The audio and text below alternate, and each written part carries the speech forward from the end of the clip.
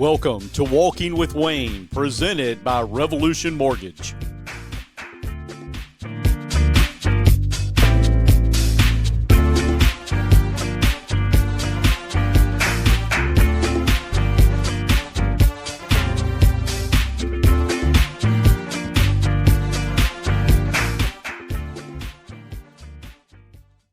Welcome everyone to Walking with Wayne, presented by Revolution Mortgage. And this is a special Walking with Wayne. Normally I'm walking with a student athlete from North Myrtle Beach High School so that we can better get to know their life beyond the fields of play. But in this case, I wanted to get to know more about Phase 2 out at the sports complex of the city of North Myrtle Beach. And who better to talk about that than the Director of Parks and Recreation, Matt Gibbons. Not only is this sports complex important to all of us up here on the North Strand, especially here in North Myrtle Beach, but it is very important to all of our student athletes at North Myrtle Beach High School. We have several sports that use the facilities as practice facilities. Our cross-country teams have their home meets at the sports complex. The Michael Nash Soccer Tournament for both our boys and girls soccer programs, they play at the fields there at the sports complex. So as they enter near completion, I guess, of Phase 2, wanted to take a walk with Matt Gibbons and get to know a little bit more about the sports complex and how these additions are going to not only help everyone up here on this end of the beach, not only all of our tourist and sports tourism teams coming in, but our student athletes at North Myrtle Beach High School as well. So we're going to take a quick break. We'll be right back with Matt Gibbons, the Director of Parks and Recreation for the city of North Myrtle Beach. You're watching Walking with Wayne, presented by Revolution Mortgage. Revolution Mortgage is here to simplify the mortgage process. From application to closing, Revolution Mortgage makes the loan process easy and straightforward for their clients. In North Myrtle Beach, contact Senior Loan Officer Brad Elliott for your best loan options, whether you are looking to purchase a home or refinance your current loan. Revolution Mortgage is here to help lead you through the process. Give Brad a call today at 336-358-7275. Welcome to Walking with Wayne, presented by Revolution Mortgage. And Walking with Wayne today, familiar face for a lot in North Myrtle Beach, Matt Gibbons, the, I've already forgotten what we said, Director of Parks and Recreation for the city of North Myrtle Beach.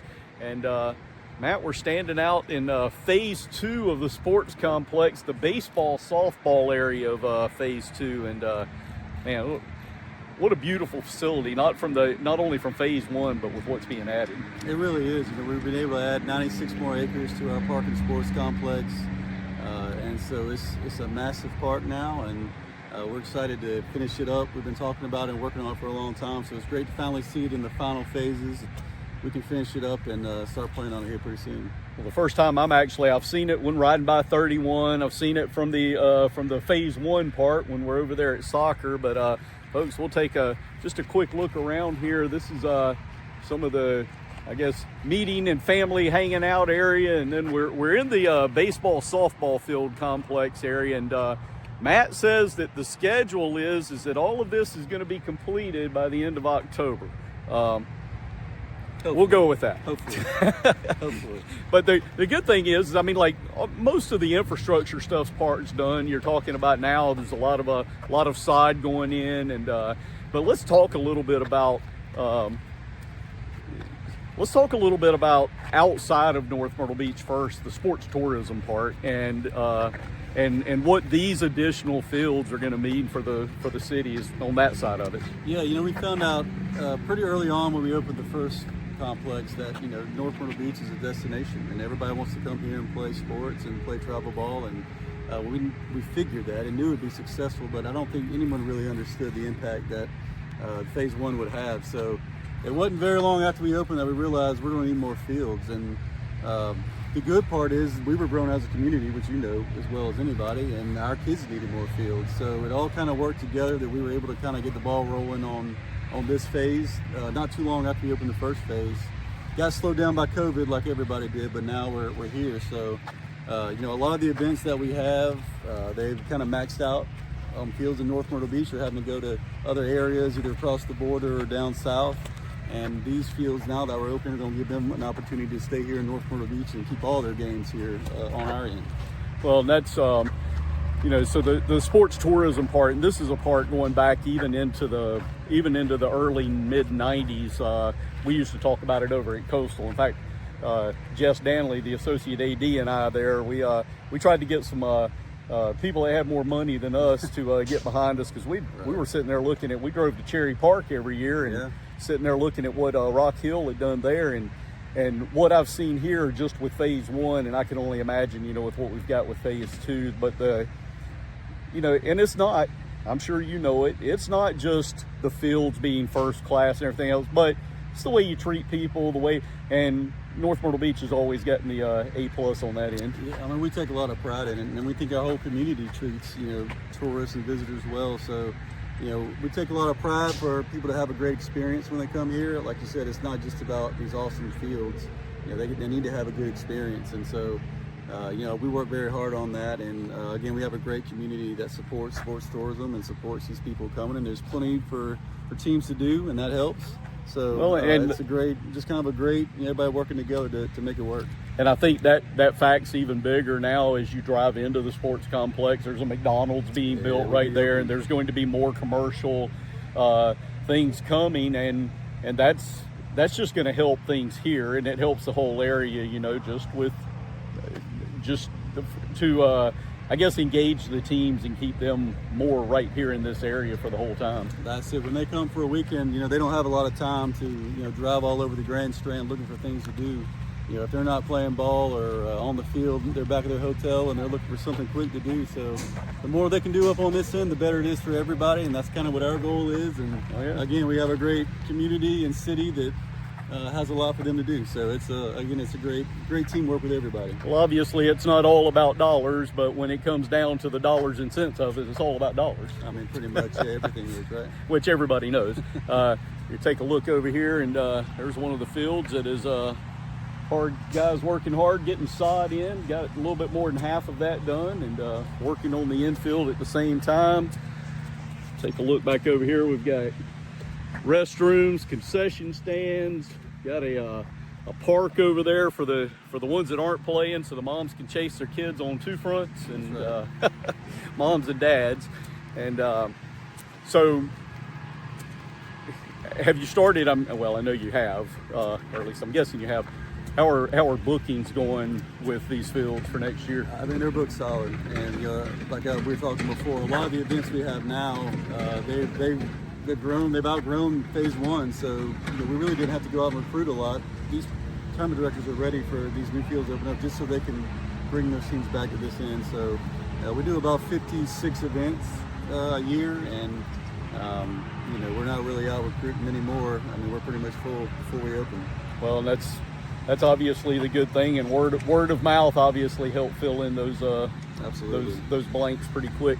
Well, folks, we don't normally do this on a Walking with Wayne, but we're going to take a break, and we're going to come back with a Walking with Wayne Part 2 with Matt Gibbons, as we're going to jump over to the soccer fields, take a look at the new soccer part of the complex, and we're also going to go ahead and talk a little bit more as well about the Christmas light event and how much that has grown and how much this edition is going to help that.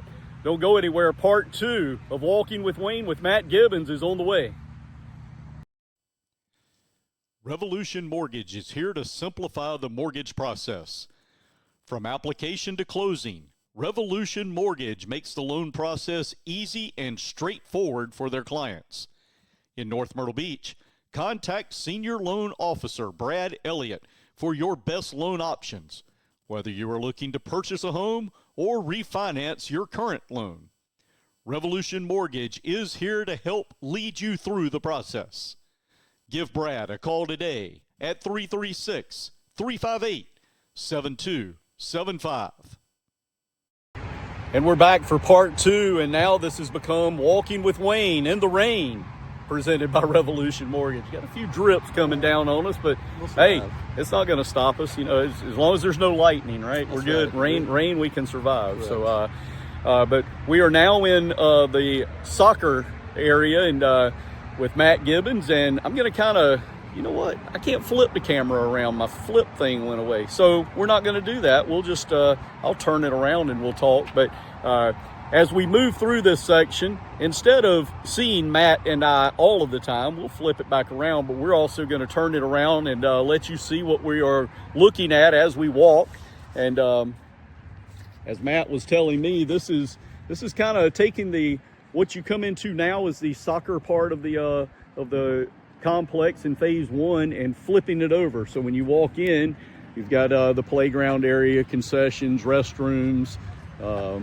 What is that other? Is it like I guess like an officials room, officials kind of room, meeting room? yeah. I know I've only been in it once for the Michael Nash tournament, and that was used as a place to hide drinks and It's for referees to hide right now. So well, and that's not a bad thing to have to do. If I was a referee, I'd want to hide all the time, which is why I'll never be a referee, because I know how much I like to yell at them. So, but as we come through here, what we didn't see over there in baseball yet, because it's coming, but what we see here is a lot of grass, a lot of sod already been laid. yeah, we got 5 more soccer fields that they attach to our current 8 fields. So we have a pretty large soccer complex here, all in one area, and it's pretty massive when you come out here and see. There's a lot of room and a lot of space for games and different types of things. So we're excited to have this added to our growing soccer and lacrosse and flag football leagues. We're going to turn it around and take a look at us as we walk into the complex. So you and I were talking as we drove over from baseball to soccer, and it's something that I have talked about not only on our football broadcast but with our Tomahawk Talk podcast shows, is the effort between the city of North Myrtle Beach and your department and the high school, and how well y'all work together and how much you work together to help each other. Right. Yeah, I mean, look, the community's grown, and I think grown faster than anybody really anticipated. So we almost have to work together to be able to do everything that we want to do. And going back to when Coach Quigley was there, and he and I worked together a lot, and now Amanda, who's on our staff that runs all of our sports and tournaments, and Tony at the high school, they have a great working relationship, and we're able to share facilities when we need to. We talk about the cross country having their home meets here, and soccer's practice here, baseball's practice here. But on top of that, some of the coaches, they have children coming through our program. So Coach Walker's out here coaching his son in flag football, and Coach Rolls is out here coaching her daughter in soccer. So we're all one community, and we recognize that, and it's awesome to have such a great relationship with the high school, and I know the city's proud of that relationship. Yeah, there was a lot of heckling going on across the soccer field last week when it was the Zach Johnson and his daughters and just going back and forth, right, and talking a little bit of trash amongst the older people. Yes, that happens a lot out here.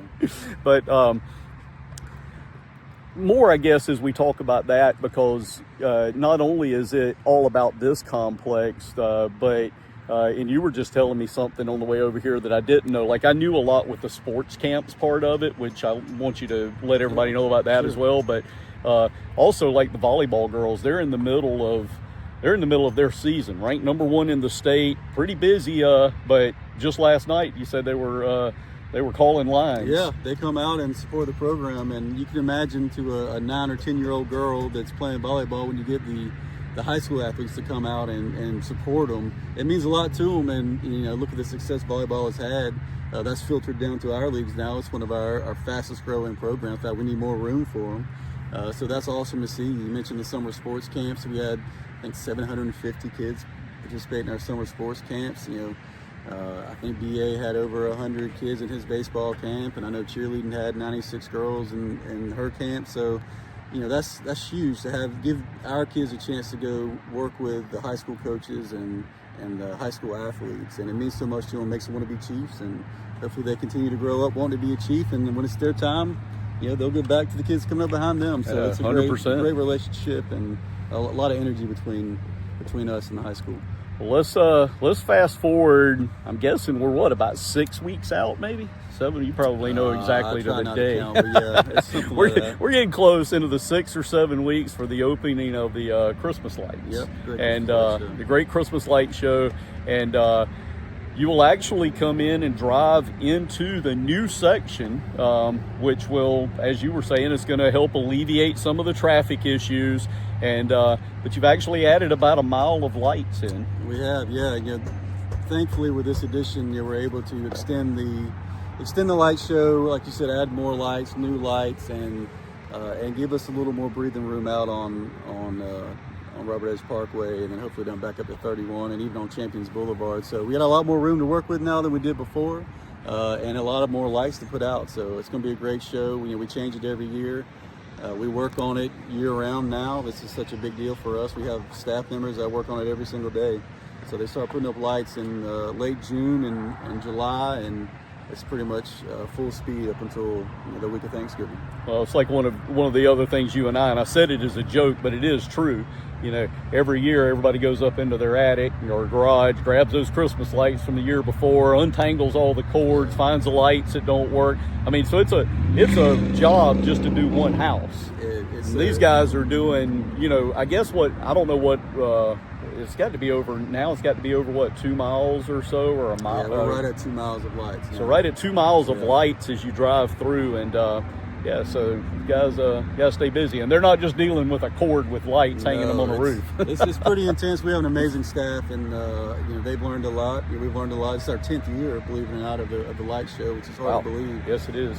So by now we kind of got it down, but it's always fun to do. Just to throw in there, I may be speaking out of turn, and you can hit me after we're done, but was talking with Matt, and they said initially they were thinking, okay, what if, when they were trying to put this together, what if we get 100, 200, maybe 300 cars at best come through, and now you're averaging about 750 a night. About 750 a night, yeah. So we were thinking 100 cars a night would be pretty successful, and it continues to grow. And about 750 a night on our big nights, we'll do 1,800 cars. Which is pretty remarkable. And it's a lot, but and it's not just us; it's our public safety department, fire rescue. It takes the whole city. The whole city, yeah. To be able to pull off an event this big, but it's still fun to do, and it's good to see people enjoy it and give people somewhere to go, spend time with their family. Well, Matt, through all this talking, the one thing that I know is that you're busy, so I do appreciate you coming to take this walk with me. And folks, again, get out here by the end of this month. Everything's going to be finished, and once we get to the spring, you are going to have all kind of fields. These fields filled with kids of all ages, soccer, baseball, and softball. And it's not just younger kids either. It's college kids as well, as the softball fields are all to college level. So you will have I know you've got quite a few Division II, Division III tournaments coming in. So get out here, and it's a great time. We've come out here. I do want you to get Quidditch back. I don't even know if it's still a thing, but all right, we'll work on it. I tell you, Quidditch. You have to go watch. What was that movie? Harry Potter. Yeah, Harry Potter. Yeah. So go watch you some Harry Potter. Figure out what Quidditch is, and then you can come out here and not know anything that's going on, but have a laugh. Anyway, that's a real sideshow that happened 3 or 4 or 5 years ago. Now it's more like 12 years ago. Oh, good Lord. Okay, yeah. Well, when you get older, you're right behind. You're behind me though. So, folks, thank you for joining us with Walking with Wayne, presented by Revolution Mortgage. And again, come out and enjoy these great facilities. Matt, thanks for joining me. Yeah, man. Good to see you.